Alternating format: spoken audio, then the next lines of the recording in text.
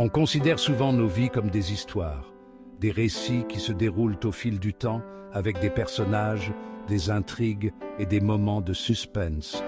Il y a un début, un milieu et une fin. Chaque journée, chaque année, chaque décennie est un chapitre de ce grand livre qu'est notre existence. On imagine des chapitres remplis d'aventures, d'amour et de triomphe, des moments où l'on surmonte des obstacles, où l'on trouve l'amour, où l'on atteint des sommets. Nos esprits ont soif d'un récit, d'un but et d'une direction. Nous cherchons constamment à comprendre notre place dans ce vaste monde. On cherche un sens aux événements qui se déroulent, en reliant les points, pour créer un tout cohérent. Chaque expérience, chaque rencontre, chaque décision est une pièce du puzzle. Ce désir inné de trouver un sens est ce qui nous rend humains. C'est ce qui nous pousse à explorer, à questionner et à chercher des réponses. C'est ce qui nous pousse à vivre des expériences, à nouer des relations et à laisser notre marque sur le monde. Chaque interaction, chaque souvenir est une trace de notre passage. On veut croire que nos vies ont un sens, que notre existence compte dans le grand ordre des choses, que chaque action, chaque choix a une répercussion. Et donc, on crée des récits qui donnent à nos vies une forme et un but. On écrit notre propre histoire en espérant qu'elle sera lue et comprise. Mais que se passe-t-il lorsque l'histoire qu'on se raconte ne correspond pas à la réalité que l'on vit? Quand les rêves et les attentes ne se réalisent pas? Que se passe-t-il lorsque les chapitres sont remplis de routines banales, de revers inattendus et de la monotonie de la vie quotidienne? Quand les jours se ressemblent et que l'excitation s'estompe? La vérité, c'est que la vie se déroule rarement de manière linéaire et prévisible. Elle est pleine de surprises, de détours et de moments inattendus. Elle est désordonnée, imprévisible et souvent profondément ordinaire.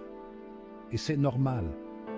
C'est dans ce chaos que nous trouvons notre véritable histoire, celle qui est authentique et unique. En embrassant l'imprévu et en acceptant l'ordinaire, nous découvrons la beauté de notre propre récit. Un récit qui, bien que parfois imparfait, est riche de sens et de profondeur. Car au final, ce sont ces moments simples et ces expériences imprévues qui font de notre vie une histoire vraiment unique et précieuse. La réalité de la vie quotidienne est souvent bien loin des grands récits qu'on se construit. Nos vies sont tissées de moments ordinaires, de gestes répétitifs et de routines bien ancrées. On se réveille, on va au travail, on rentre à la maison, on mange, on dort. Chaque jour semble se fondre dans le suivant, créant une mosaïque de moments qui, pris individuellement, peuvent sembler insignifiants. On répète. Les journées se ressemblent, marquées par la routine et ponctuées par quelques rares moments d'excitation. Pourtant, c'est cette répétition qui donne une structure à nos vies, une sorte de rythme apaisant. Cela ne veut pas dire que nos vies sont dépourvues de sens ou de joie. Au contraire, c'est souvent dans ces moments de routine que l'on trouve un certain réconfort, une stabilité. C'est simplement reconnaître que les moments du quotidien, ceux qui nous semblent souvent insignifiants, constituent la majeure partie de notre existence.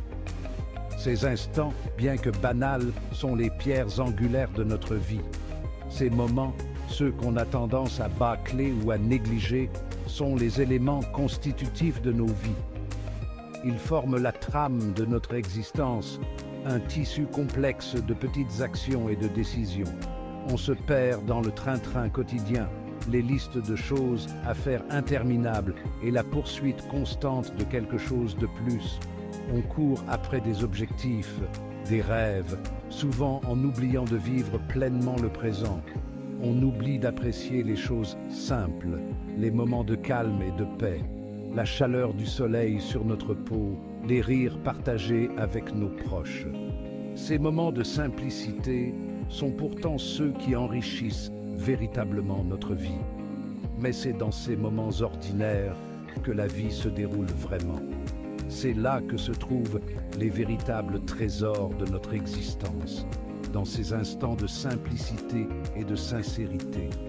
C'est dans les espaces tranquilles entre les grands événements qu'on découvre qui on est, ce qu'on valorise et ce qui nous procure de la joie. Ces moments de réflexion et de calme nous permettent de nous reconnecter avec nous-mêmes et avec ce qui compte vraiment. Dans le monde hyperconnecté d'aujourd'hui, les médias sociaux sont devenus à la fois une bénédiction et une malédiction.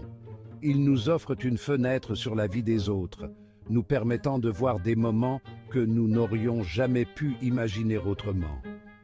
Ils nous permettent de rester en contact avec nos proches, de partager nos expériences et de nous tenir au courant de l'actualité.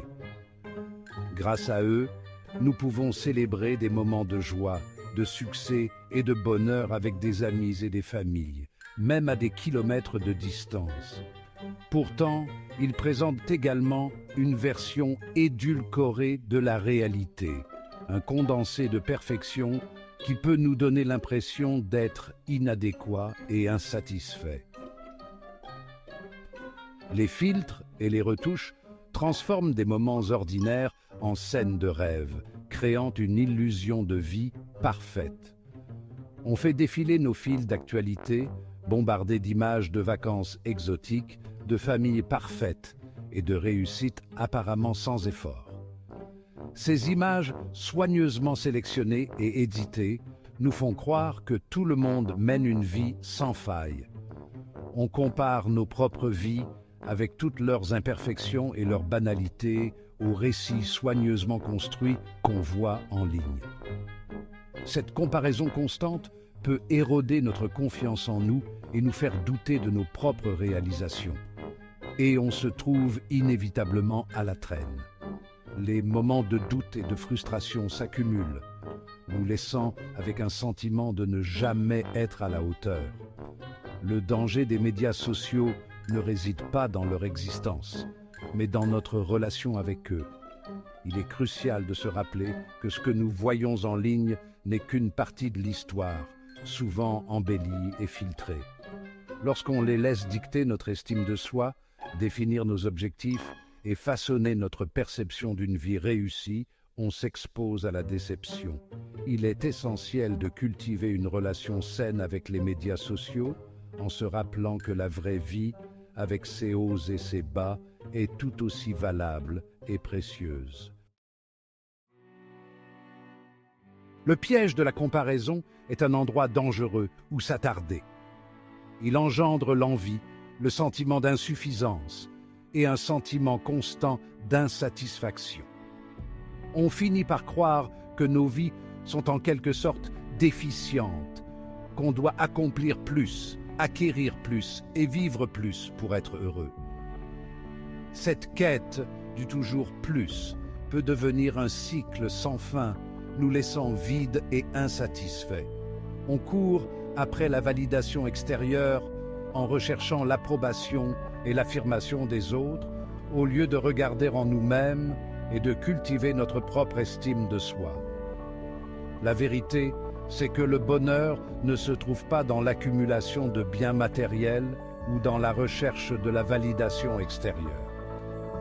Il vient de l'intérieur, d'un lieu d'acceptation de soi, de gratitude et d'une profonde appréciation des choses simples de la vie.